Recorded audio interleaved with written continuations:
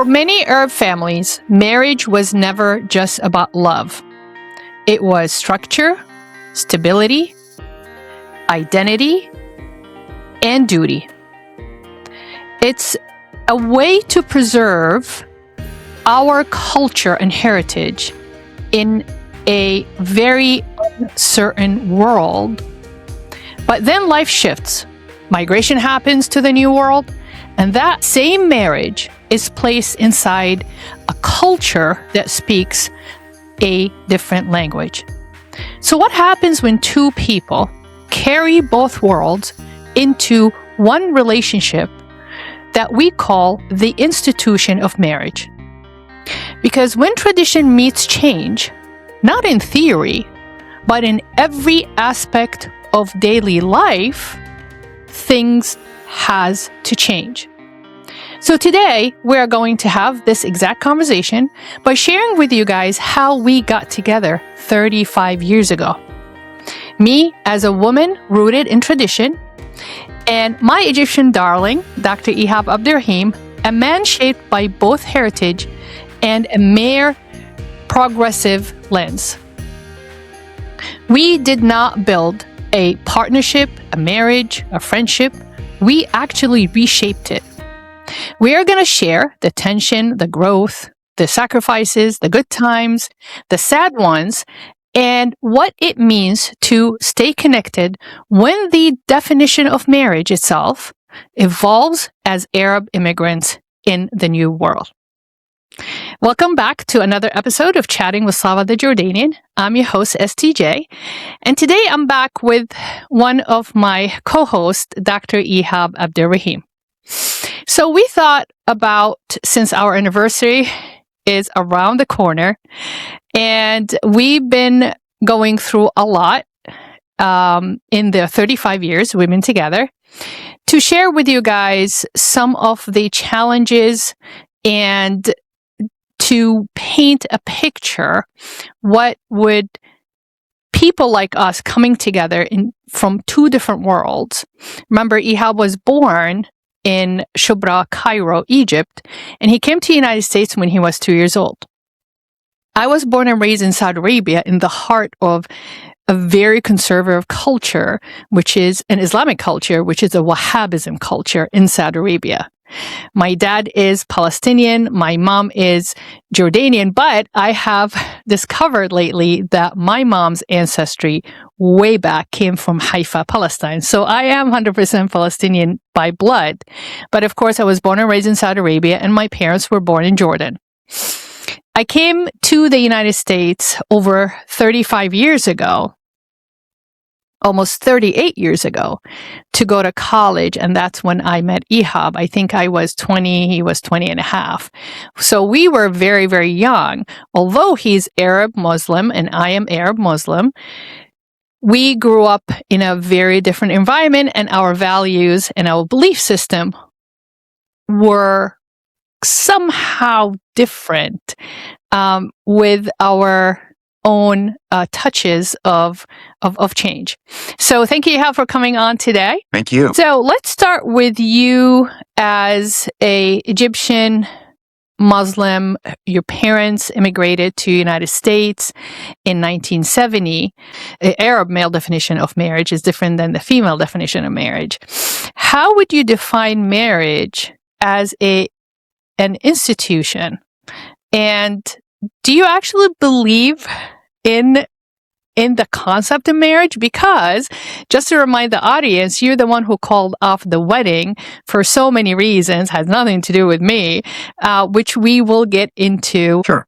So the institution of marriage for me is probably different than most Arab men from the Arabian countries or North Africa.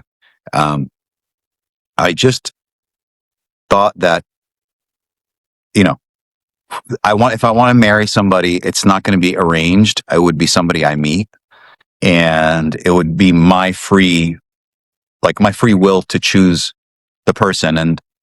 And I think that drove my parents crazy at the time, because they're trying to arrange things for me, and I knew most of the people they were trying to arrange my marriage with, but I didn't know them very, like I knew them as friends of the family. So, so I just decided not to really pursue that. And I said to myself, I'll find, at some point I'll find somebody. And, and I think we met the second year of college.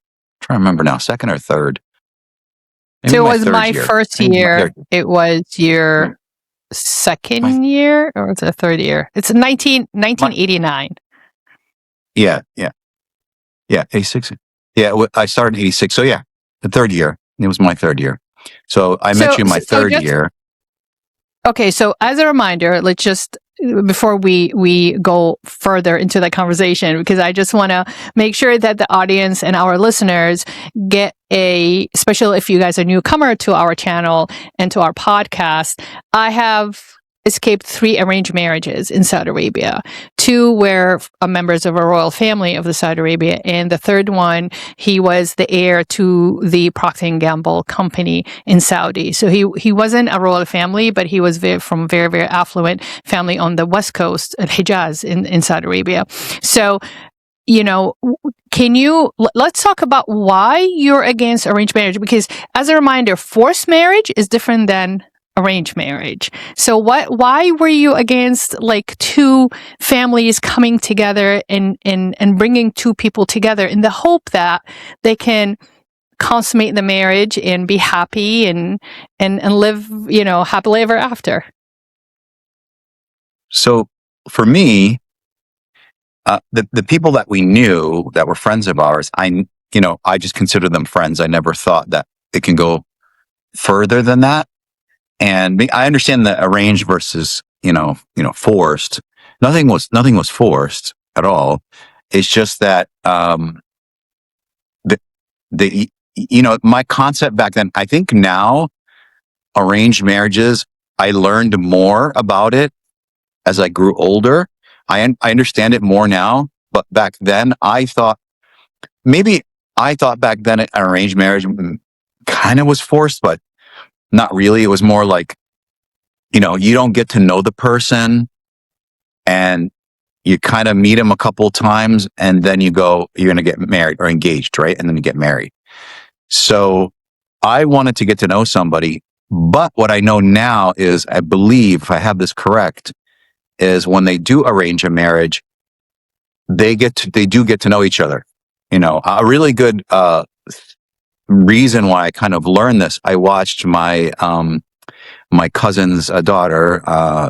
She was engaged. Well, she knew the person and the gentleman, and I'm not going to name any names or anything like that, but she knew the gentleman, and they just got engaged. I want to say this last December, 25, and I saw them together prior to the engagement. I saw them together after the engagement. So it was a really neat thing. Now, I don't think they were definitely not. They met in school, but what I believe is, again, that was not arranged, but kind of arranged. So the family still had to kind of agree and things like that. But I watched it kind of happen, and I understood that even if something's arranged, they do get to know each other for quite a while. In my mind back then, back in the mid 80s, whatever, even before that, whatever I learned from my family, it was more of like, you just meet the person once or twice and that's it. That's kind of how I learned about it. But maybe the more current progressive, what's going on now, at least in Egypt, it's these youngsters are getting to know each other for a good amount of time, which is helpful, because if you don't have that, if you don't have a connection, it just doesn't make sense that, to get married. So again, it's arranged, but really not arranged. I understand what you're saying. So that's kind of my thoughts on it. I agree with you. There's a stigma against arranged marriages, but it's not as simple as, walking down the street, picking a guy and say, do you want to marry my daughter? And the girl, well, the girl has no say. There's some, communities, they do that, which is very extreme, is frowned upon right now. Before, the whole arranged marriages concept started because of all the tribal connection, right? So if you would have my son marry your son marry my daughter, then the tribe will never go to war. And that's not only with the Arabs or the Islamic culture, it's across the world back then. So it is a whole different time when you talk about arranged marriage. Today, arranged marriage is really simply matchmakers, right? You're just bringing the two people together. Hopefully, they have so much in common that they decide they want to spend the rest of their lives together. So your concept of arranged marriage being here in the United States, I think it was influenced by the Western stereotyping of arranged marriage. It's forced. You have no say. You have to live with that person for the rest of your life. There's no divorce. It's because the family will benefit. It has nothing to do with your happiness, which is completely not true. And that's why I want to do episodes like that to really champion the stigma of our culture forcing people to be together, whether they like it or not, because so the family can benefit. Yeah, back in the day, that is true. Bring the two family wealth together. It was a business endeavor, was an investment amongst the two tribes, but also because tribes were constantly fighting, and there was so many civil wars and rivalry, around the world. Hoping the marriage is like, hey, if you're going to fight with me, you are fighting your son's wife's family. If you're going to fight with me, you're going to be fighting, your daughter's husband's family. And they will think twice about invading or raiding or stealing or any of that. So, yeah, there are, a certain arrangement that happens between the two families, these days. But honestly, that concept does not exist as much as people think, because the young couples right now, they are in control and they are in charge of their life, their family, and their marriage. But let's go back to, do you think the people or the people that you grew up with, a non-Arab community or neighbors or friends, made you fear the concept of arranged marriage, or was it just you? Where did you build that rejection of like, I don't want to arrange marriage, that doesn't sound right? No, it wasn't. It wasn't. I don't think it was anybody I knew that really kind of biased me in any way. It's just, I don't think my parents explained it really well. I believe, I think they, from what I used to kind of, watch, people that were, that met were between families, and, this is my daughter, this is my son. You get them together. And again, here's the thing. This is the thing about arranged marriages. When we say arranged marriages, this is what I believe, is that there are two families that know each other. It's not like two random families that just kind of bumped into each other. There's no, why would you arrange a marriage of two families that bump into each other? Unless Correct. the kids know each other through school, right? Through school. I don't consider that arranged, right? So two people met in school, like my cousin's daughter, and, so they met in school. That's different. I don't consider that arranged, but in the background, it's still the families. It's like I would call it like maybe like a post-arranged marriage. I would say that the kids knew each other in school, and the families had to get together in the background and get to know each other. Versus, here's the thing, versus the ones that we knew when I was here in New Jersey, it was my family knew another family. They had a daughter, and that was the arrangement there, right? There was, I didn't, I maybe met this person a couple of times or something when we went over their house. But other than that, the person I met or the people I met were just conversation for a couple of hours, and, just general stuff. And we'd leave, and it didn't pass through my head in any way that there's something going on. But Yeah, when two people come together and they decide to get married, there is still the element of the family overseeing the whole process, right? It's That was us. managed by both Yeah. families, right? Because we didn't know each other. Your niece and her fiance, they knew each other on their own independently of the family. So they brought both families together. But now their relationship, they're, when to get married, where to live, like what's my daughter's rights, my son's right, what my son is going to do for my, what your son's going to do for my daughter, how my daughter's going to be as a wife. That's managed by overseen and supervised by both families, because there are still parameters this young couple performance towards the family as husband and wife, as a mother and father, as the professional, they're both a pharmacist, graduate from the same school, and in their duty and their identity and the stability, the structure of their home. It has to pass quality control by both families, or through both families. So they found each other, where the arranged marriage when you say arranged, it means they did not find each other. It was arranged by both families.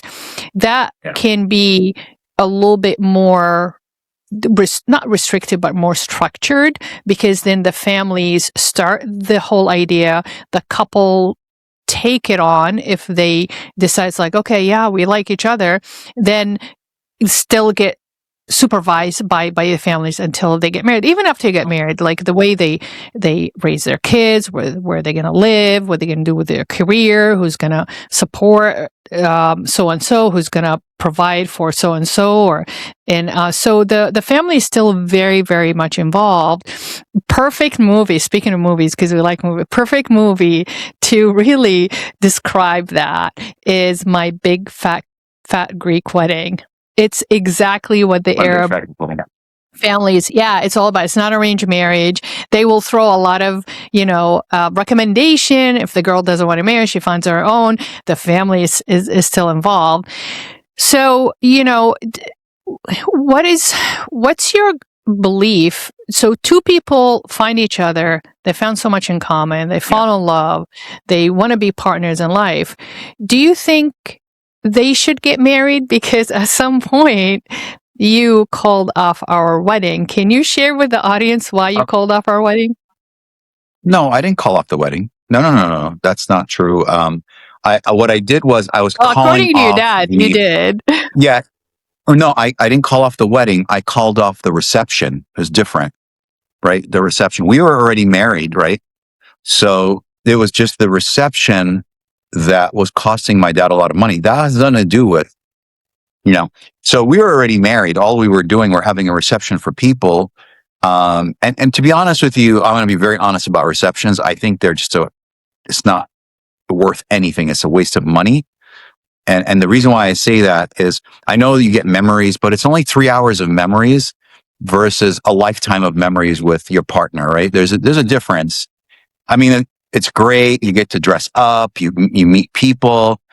And when I was at the wedding, again, our wedding, us meeting was more organic, right? Through school, just like my niece, right?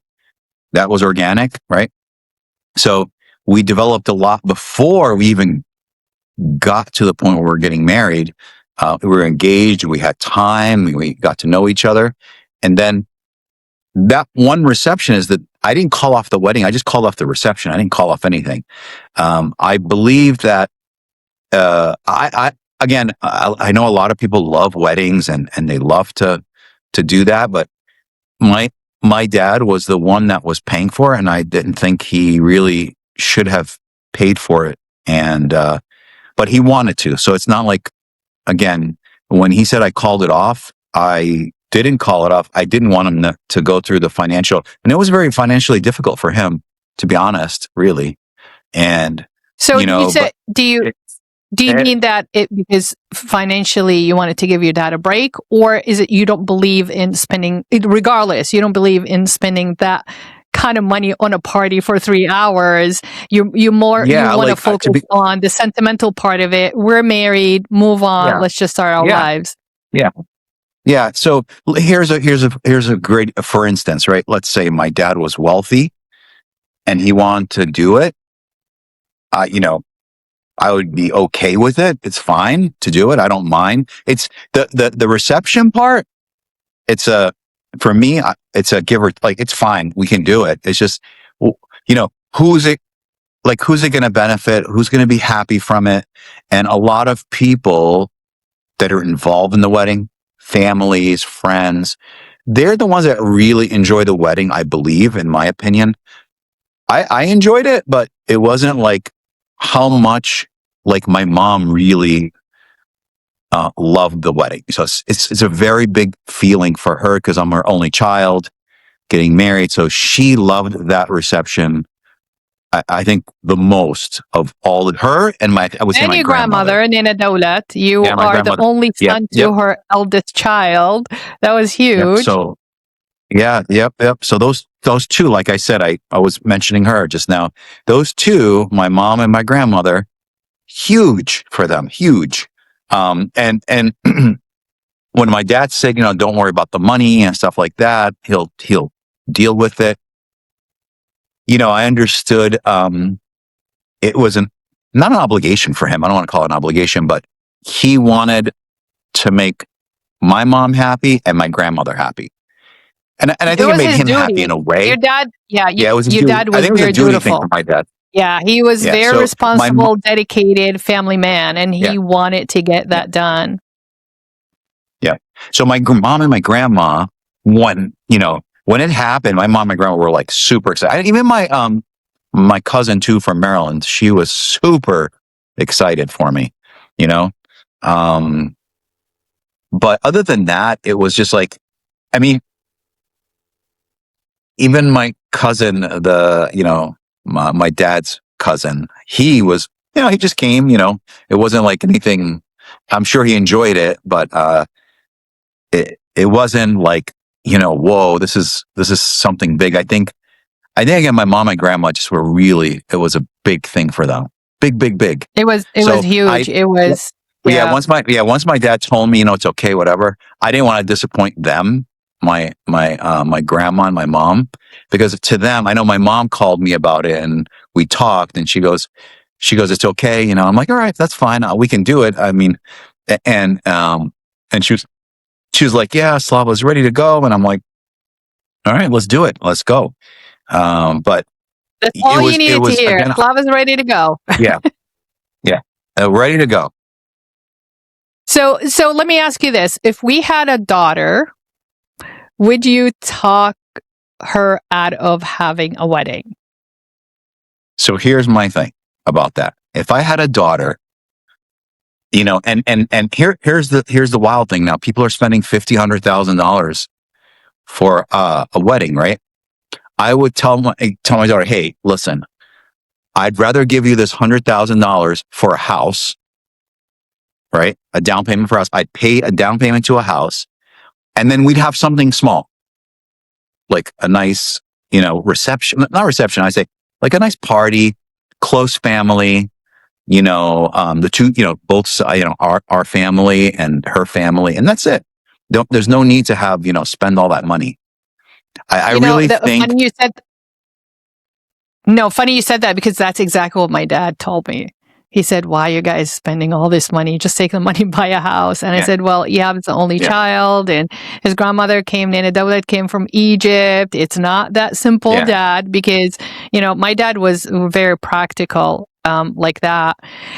So how... all the other weddings of your brothers and sisters were just like small, like your brothers and sisters didn't have, if I remember correctly, it was just maybe if we were there, it was us, them, and whoever family was involved. That was it. It wasn't like a party with 100 people, 200 people. It was maybe like 10, 15 people. Yeah, it was honestly just for the bride to have her moment, put on the dress and dance and eat and just celebrate. Really, it's more like a celebration. But that's my family dynamic kind of culture. So let me ask you this. I did not grow up in the U.S. You being an Arab, growing up around the Arab community with your parents, how traditional your parents are, being an immigrant here in the United States, in like I said, growing in that environment, did it shape your view about marriage? First of all, do you consider yourself as a Arab American immigrant? Yes. Okay. Do you consider yourself as a Arab American immigrant as much as your dad did? As he believed in himself, like being an Arab American immigrant, or what do you? Yes. I think he's more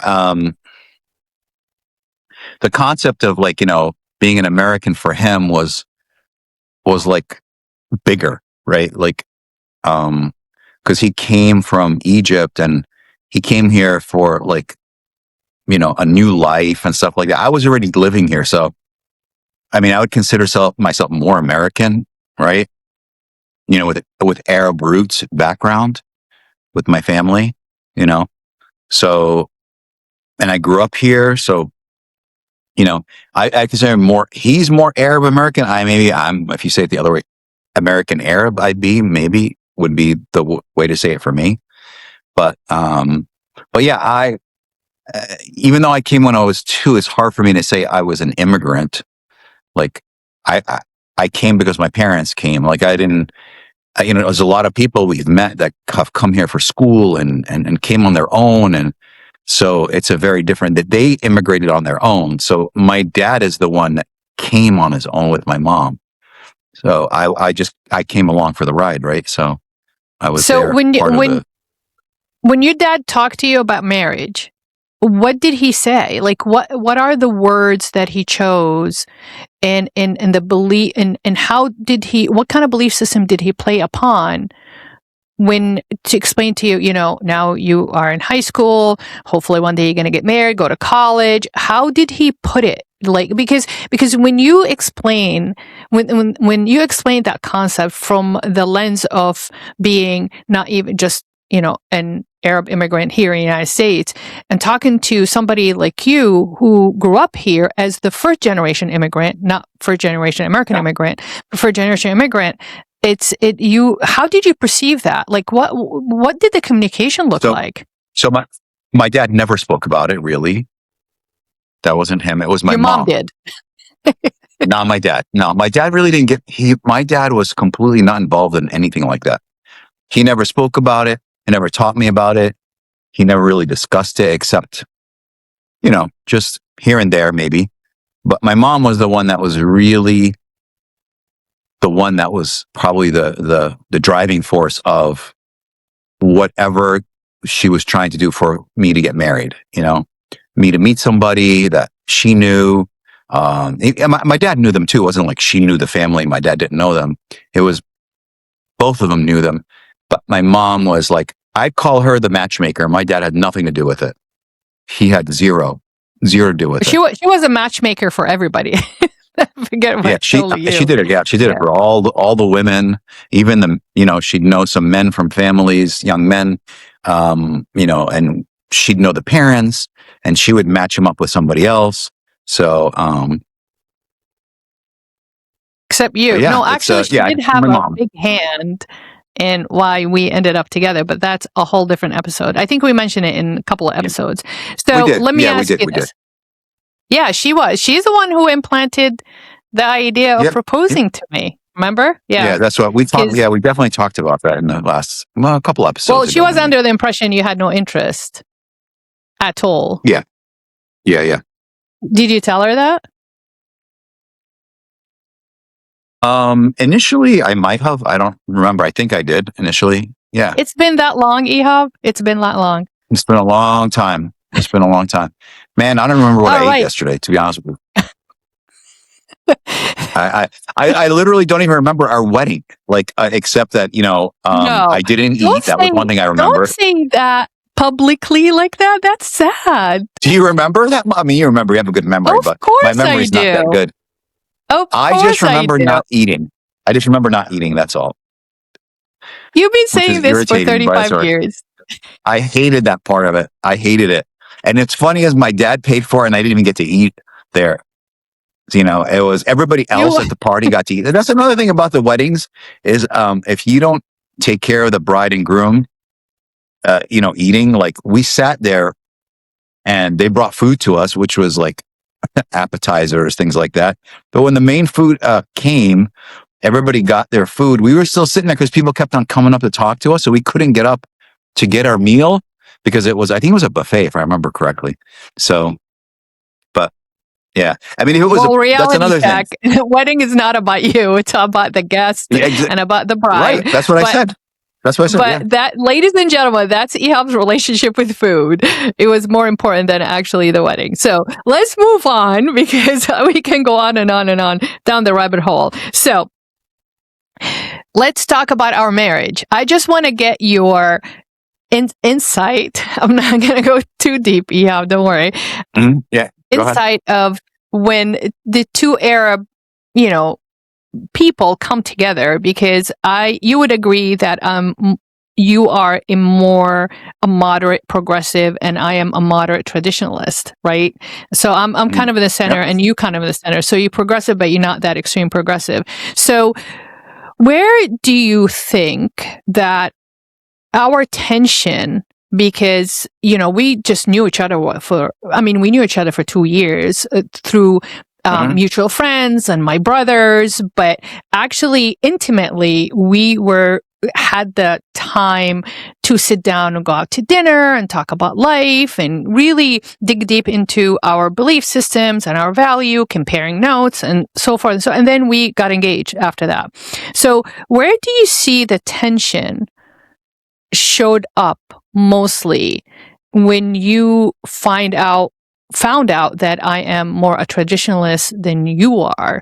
A girl growing up in Saudi Arabia, like I said, I didn't think there was taught through I the didn't think there was system tension. of very, not tension in a sense that like we're fighting, but where did you find out it's like, ooh, I need to work on that, or oh, that's going to be a little bit of a challenge. There's a huge difference between us. I'm pretty go with the flow person, so I didn't have anything like that, to be honest with Luckily. you. Yeah, no, I really didn't. I still don't have things now. Like I don't, just in my life normally, I don't really have any like, I got to have it this way. I got to have it. It's kind of, I try to move along and not really be a stickler for things in life. So it was the same way back then. I didn't really have any. I knew who you were. I knew you were traditional. I kind of got your mom also. She was very protective of you. Your brothers were very protective. I get it. You were the oldest daughter, right? Oldest sister. So I didn't really, even Sad would tell you I wasn't really anywhere like one direction or another, or had an issue with traditionalism. I don't have any issue with any traditionalism in general for anybody. So I think people should be free to do what they want. I just think that whether you're a traditionalist or a progressive person, both have to kind of meet in some middle ground, right? Somebody's got to give a little, right? Because if somebody takes a little bit, somebody's got to give a little. It's got to go both ways. So I wasn't really had an issue with you being a traditionalist person. So, So when you decided to propose, did you play upon the desire to be married or the duty to be married, or, it's this Slava is the person that you felt attraction and you can see yourself building a future with? That's the one. Yes. Okay. So neither duty exactly, or desire? No, like this. You mean desire for what? Wedding? Like getting married? No, I didn't have a desire for to get married and build a life, and she's going to be my partner. Yeah, well, yeah. I mean, duty? No, I don't think there's a duty towards it. I didn't have a duty of any kind. Okay, that's I interesting. mean, Okay. desire goes with the last part you were talking about there. So, I mean, it kind of goes together. Desire, spending your life with someone. I think that's kind of the same thing, I believe. So, Were you worried that I'm going to have a really hard time adjusting, because, I was just in the United States, I don't know how many years. Yeah, I've been visiting the United States since I was 7 years old, but I'm going to be living in the United States. The U.S. is going to be my country. I'm going to be a U.S. citizen. Were you worried about how is she going to adjust, the difficulties that I'm going to have no, with the challenges? no, No? Why is that? no, I would be worried because if I were you. nope, I wasn't worried because remember we knew each other for 2 years, so there was again. Remember we got to know each other. That is the difference, I think. So if I again, if somebody came like a family from Egypt or something, and my parents got me, together with that person, and they're from Egypt specifically, and this girl grew up in Egypt, I would think that person would have a tougher time adjusting to the United States. But like you said, you've been here since you were 7, and we've known each other for 2 years prior to getting married. So I don't see why there would be an issue. I knew what you wanted, and I knew who you were by that point. So there was no like weird things coming up or anything like that. I didn't see anything come up in my opinion that was gonna really put the brakes on anything. I didn't see that.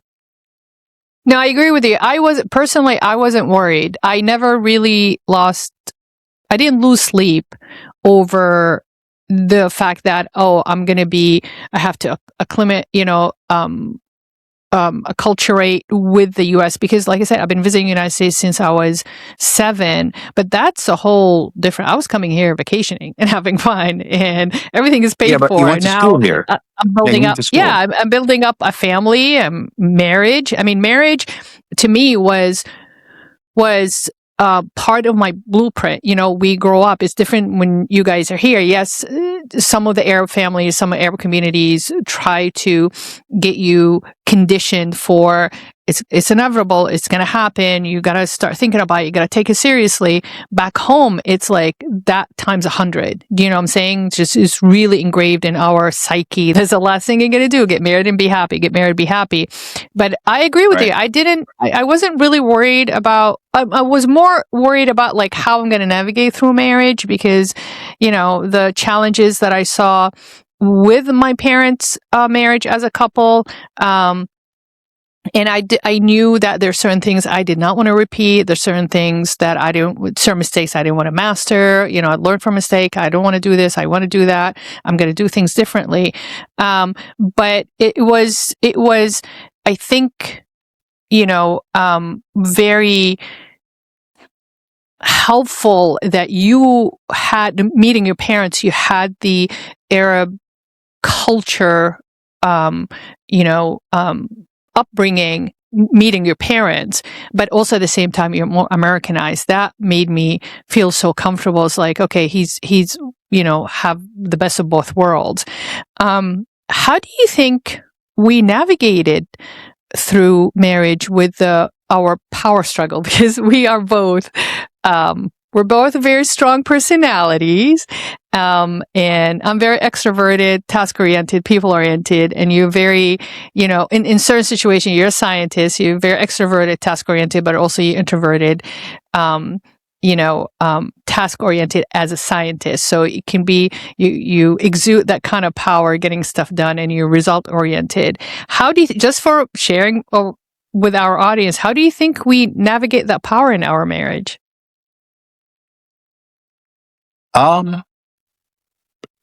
I just think I have to let go of some things. You'd have to let go.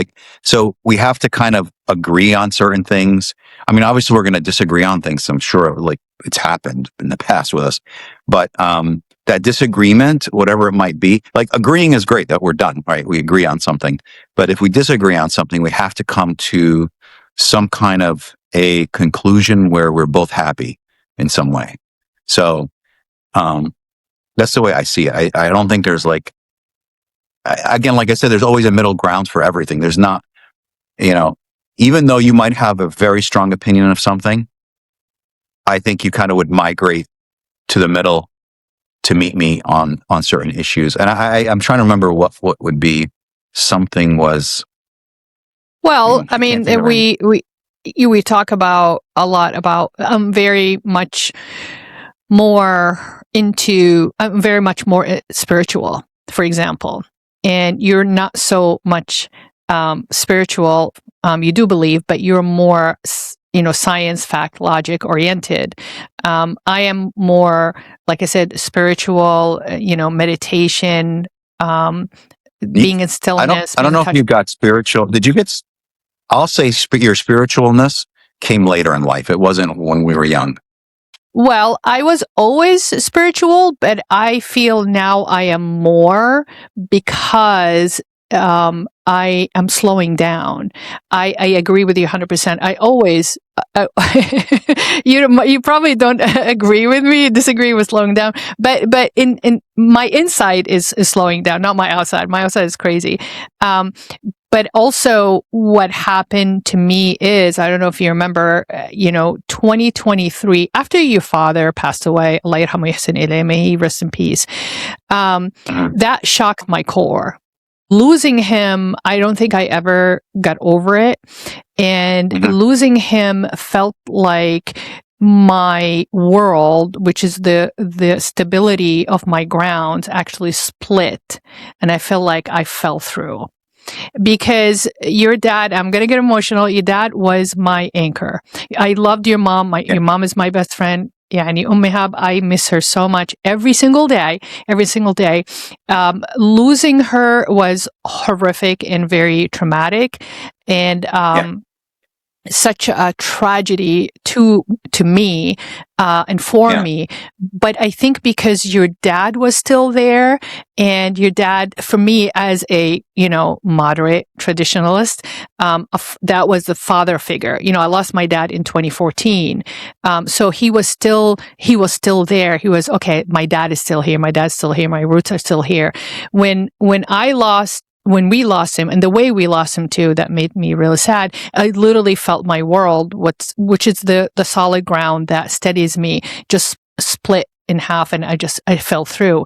So I was in free fall from 2022 until 2025 when 2024 when we went to Egypt. When we went to Egypt, it's almost like going back to Egypt and walking through his footsteps of his life, seeing the apartment in Shubra, going to Gruppi, his like favorite cafe that he used to hang out there after work, walking the streets of Shubra, walking the streets of Cairo, meeting your family, meeting his brother, Uncle Salah, Allah yasaido, that he sounds like him, he talks like him, and he looks like him, just brought that back, kind of, that everything is going to be okay.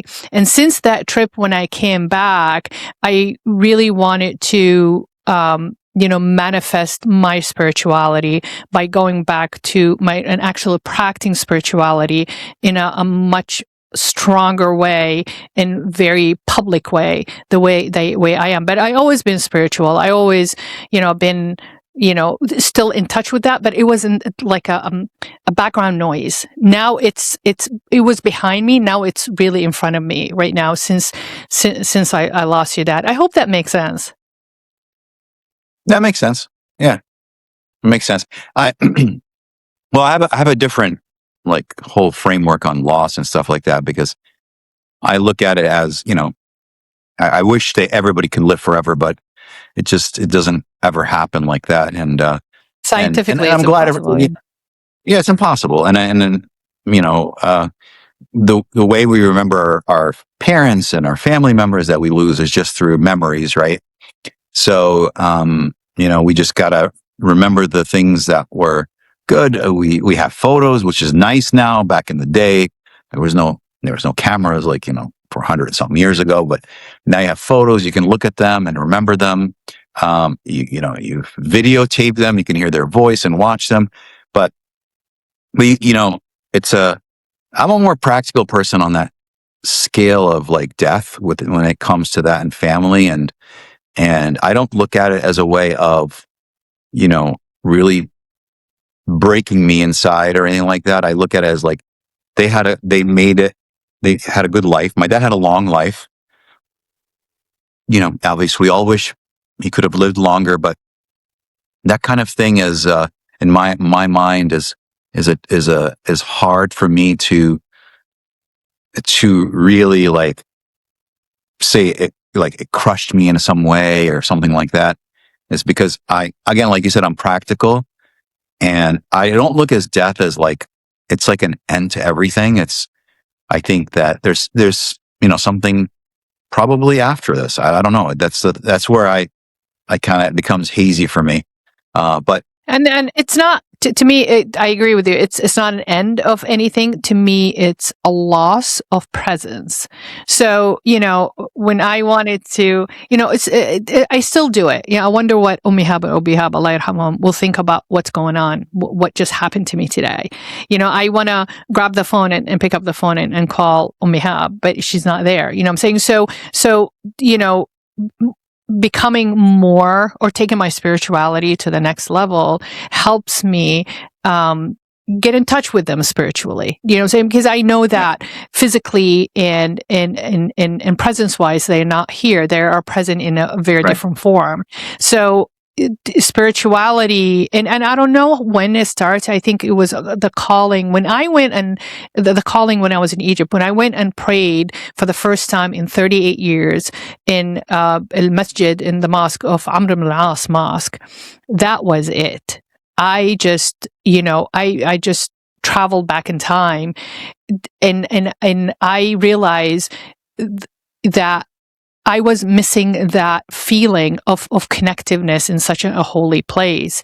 And I really, really felt the closest I ever felt to your parents in that mosque. Because when you go, I went and I prayed extra for them. And that's what you do when you have a deceased family members, and you just pray for their soul. So when that happened, that just was a jolt to my spirituality. And I remember saying to myself, like, oh my God, I didn't realize how much I missed this kind of feeling. And I need to hold on to that feeling, because that God is telling me that this is the closest you will ever get to them again, by the praying and be in the stillness and the presence of their spirit, basically. So through prayer, and I, coming back, I get busy here with life. Of course, being in the United States, it's not the same. When you pray, you're praying by yourself. But when you pray jama'ah in the mosque, you hear the adhan, and you pray jama'ah with everybody side by side. There's a sense of solidarity in spirituality, and I brought that back with me, and I think that was the turning point for me. But what do you when you look at this, I know you saw your parents practicing all that, but when you look at my transformation, or my rekindling of my spirituality, what's going through your head? for me, I'm happy that you want to go through that. It's not something I like. I'm not, I'm very neutral towards it, so I don't like get involved in that. I mean, I'm like I always say, like I said that about my parents. They're very religious. They really were. Both of them prayed 5 times a day. I would not take that away from them, because they're very happy. That made them very content inside. But for me, I don't have anything that has any, like in my mind, that is against it at all. Like I'm happy that you're happy. I'm happy that they were happy. So what I always say about any person in religion, as long as they don't hurt anybody, and it's for themselves, and they're making themselves happy inside, it's great. I hope the best for everybody that's like that, and I hope they find something meaningful in that. And there's there again, like for you, I think that you find something meaningful, obviously, from what you were saying and what I'm seeing here. So I think that meaningfulness is very important to you, which is important to me. So I kind of like, I don't, again, like I'm a very neutral person when it comes to religion. I don't have again, again, like I said, I'm very neutral to all religions. So as long as people are happy in them and they're not hurting anybody, you can be whatever religion you want and pray as much as you want and be as pious as you want. So, yeah. So my last question is, what do you think? I wish I can actually stand where you stand when we have a conflict, aka a fight, or we a disagreement when we disagree with each other. Do you see that my Arab, 100%.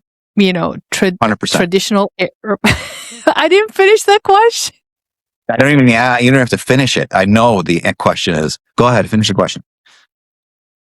Do you see the Arab in me comes out, or you see the Slava in me comes out, or both? What do you mean the Slava? The Slava use the Arab as well. It's both. I have Slava, my identity. I know you cannot separate Slava from being an Arab, but it's just the Slava as a person. Yeah, I mean, sometimes I think that when you say something, it's like I think that's like there's an Arab almost stubbornness to it. I don't want to even like call it stubborn, but it's like you're very like you're very adamant about something, and I see that point of view as a little too harsh, maybe, and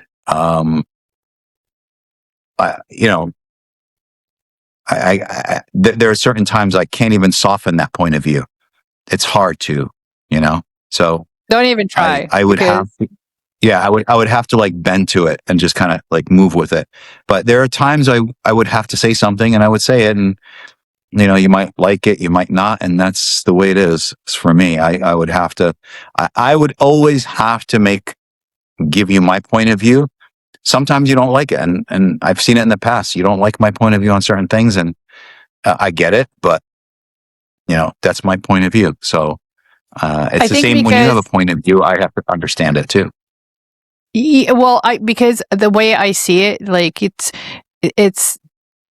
I'm talking to an American, like when it comes to just too practical, it's more than practicality. It needs to be both. But you being a person, Ehab, Abd Raheim, that grew up here in the United States, but also Ehab as a person, very analytical, very, like I said, logical. Yeah. You come across with both, and just add that being an American, I was like, "Ooh, we're right here. He's right here. I'm right here. I'm trying to like get him to see my point of view." I'll give you a great example. This is a funny one. Like when you're cleaning, it is wild to watch it. It's wild. Like I wish I could videotape you on how you clean. It's the Arab in you. It's the Slava in you, and it's your family in you, that you will clean something over and over again, day after day, the same spots, because like a little particle of dirt hit the ground. So they'll vacuum the whole place over. And it's like, butt it up. Butt it up. I know. I get it. Do whatever you want. I don't care. But don't involve me. That's the thing. You get like this, you involve me in it. Like, it's like, I'm the person not doing something. I'm like, I'm not doing it because it's been done like 4 times this week. You don't have to keep doing it. But to you, it's inside you that you need that cleanliness around you, even though it's clean.